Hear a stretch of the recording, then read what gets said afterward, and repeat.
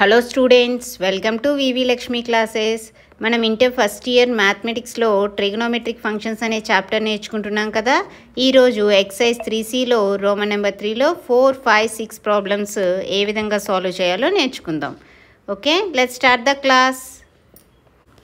Third రోమన్లో fourth problem చూడండి అమ్మా.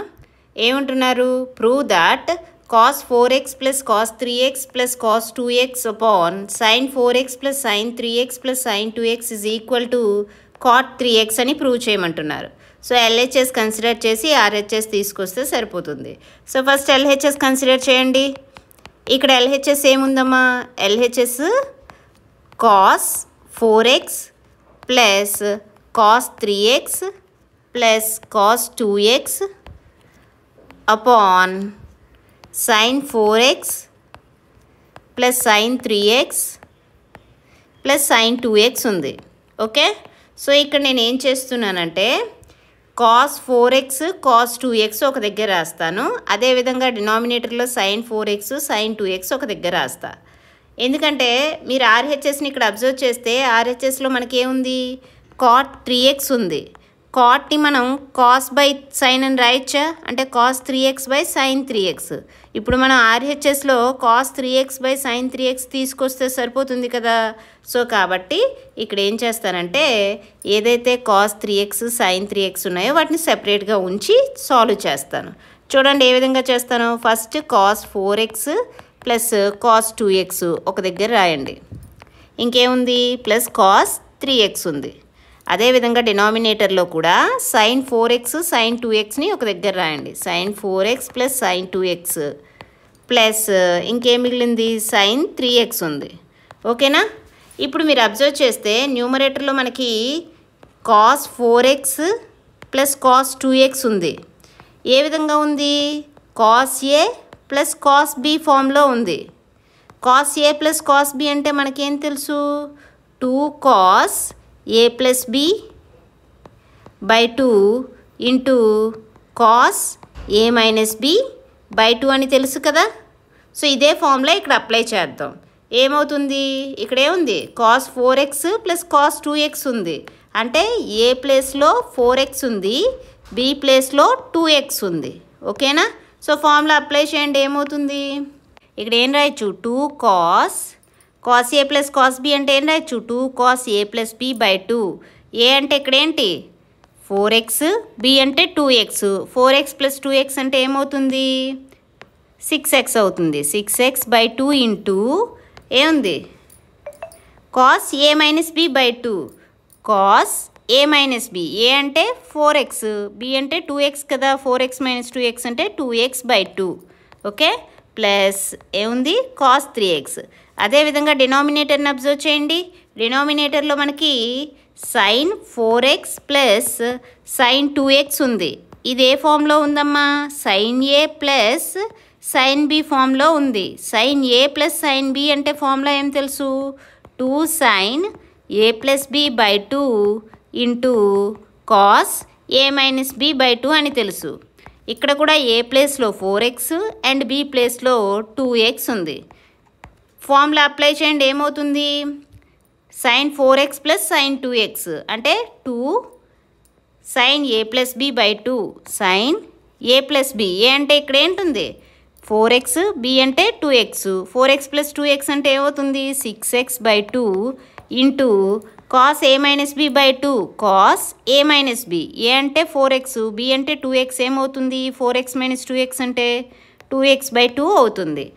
Okay, plus ఇంకేముందమ్మా? సైన్ 3x ఉంది. ఓకేనా? ఇంతవరకు అర్థమైంది కదా.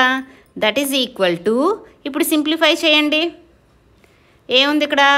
2 కాస్ 6x బై 2 అంటే ఇక్కడ 2 3s పోతుంది కదా. అంటే ఏముంటుంది? 2 cos 3x into cos 2 1s 2 పోతే ఇంకేముంటుంది? Cos x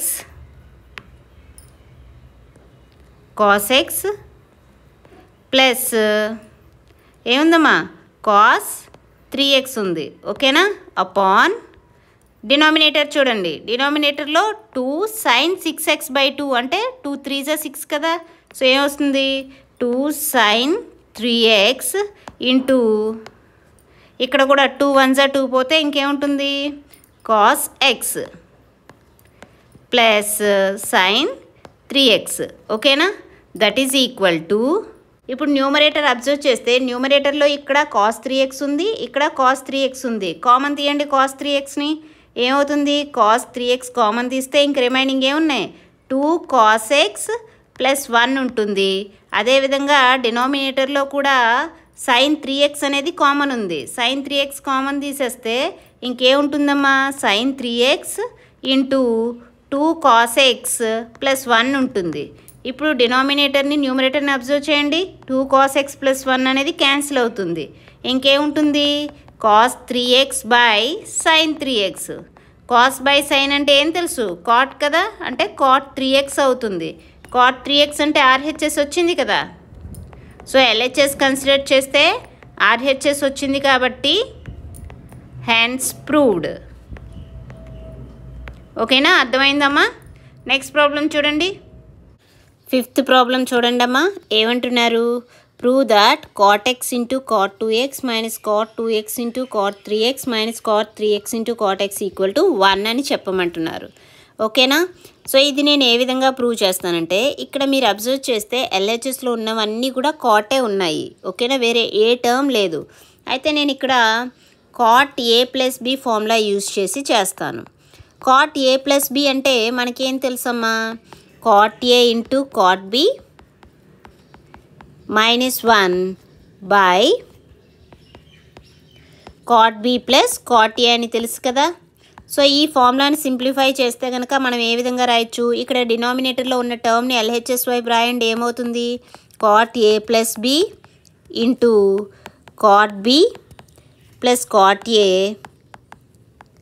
is equal to cot a into cot b minus 1. That employees minus 1 కూడా ఇటువైపు పంపిస్తే అప్పుడు cot a into cot b ఏమవుతుందమ్మా cot a into cot b equal to 1 plus cot a plus b into cot b plus cot a అవుతుంది. ఓకేనా? అయితే ఇప్పుడు నేను ఏం చేస్తానంటే ఏ ప్లేస్లో x b ప్లేస్లో 2x కన్సిడర్ చేస్తాను. సబ్స్టిట్యూట్ చేయండి. ఏమవుతుంది? cot x into cot 2x. ఏ ప్లేస్లో x b ప్లేస్లో 2x సబ్స్టిట్యూట్ చేయండి. 1 plus cot a plus b అంటే x plus 2x into cot 2x plus cot x. ఓకేనా? That employees cot x into cot 2x is equal to 1 plus cot x plus 2x అంటే ఏమవుతుంది cot 3x into cot 2x plus cot x. That implies cot x into cot 2x is equal to 1 plus cot 3xతో multiply చేయండి. ఏమవుతుంది? cot 3x into cot 2x plus cot 3x into cot x. Okay? So 1 అనేది ఆర్హెచ్ఎస్లోనే ఉంచి మిగిలిన terms అన్నీ కూడా LHS వైపు పంపిస్తే ఏమవుతుంది?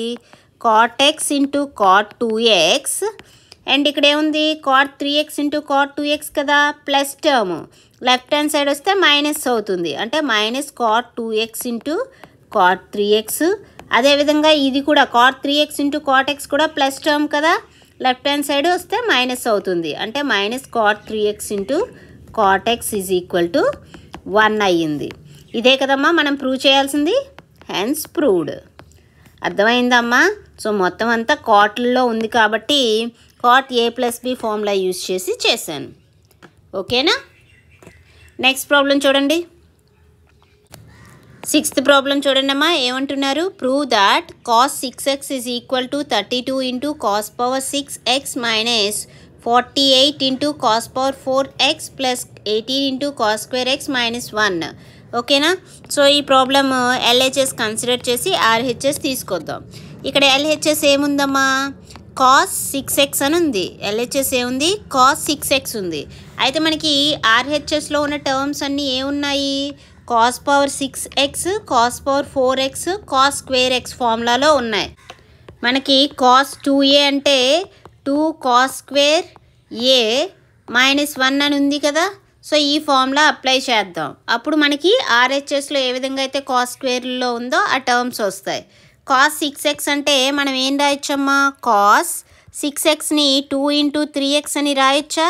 సో ఇప్పుడు ఇది ఏ విధంగా ఉందమ్మా, కాస్ 2 ఏ ఫార్ములాలో ఉంది, అంటే ఏ ప్లేస్లో ఏముంది, 3x ఉంది. ఓకేనా, ఫార్ములా అప్లై చేయండి. ఏమవుతుంది, ఫార్ములా ఏంటి, 2 cos square ఏ అంటే 3x -1. ఓకే, సో ఇక్కడ మనకి ఏముందమ్మా, ఏమొచ్చింది, 2 cos square 3x. cos square 3xని మనం cos 3x హోల్ స్క్వేర్ -1 అని రాయొచ్చు కదా. అండ్ cos 3x అంటే మనకి ఏం తెలుసు అంటే 4 cos cube x -3 cos x అని తెలుసు. ఇప్పుడు ఈ ఫార్ములా సబ్స్టిట్యూట్ చేయండి. ఏమవుతుంది, 2 × 4 cos cube x -3 cos x whole square -1. ఓకేనా, దట్ ఈజ్ ఈక్వల్ టు, ఇప్పుడు ఇది ఏ విధంగా ఉంది, a - b హోల్ స్క్వేర్ ఫార్ములాలో ఉంది. సో అప్లై చేయండి. a - b హోల్ స్క్వేర్ అంటే ఏం చేయొచ్చు, a² + b² -2ab. ఈ ఫార్ములా అప్లై చేయండి. ఏమవుతుంది, 2 × a² అంటే 4 cos cube x whole square plus b² అంటే 3 cos x whole square -2ab. 2 × a అంటే 4 cos cube x into b అంటే 3 cos x. ఓకేనా, -1. ఫార్ములాస్ జాగ్రత్తగా అప్లై చేయండి అమ్మా. సో ఇప్పుడు that is equal to, simplify చేయండి. 2 × 4 cos cube x whole square అంటే 4² అంటే ఏంటి, 16 cos cube x స్క్వేర్ 3 × 2 ఏమవుతుంది, 6 కదా. So cos power 6x plus 3 cos x whole square అంటే 3² అంటే 9 cos x² అంటే cos square x -2 × 4 2 × 4 8 8 × 3 24 into cos cube x into cos x cos power 4x -1. That is equal to 2తో multiply చేయండి. 2 × 16 32 cos power 6x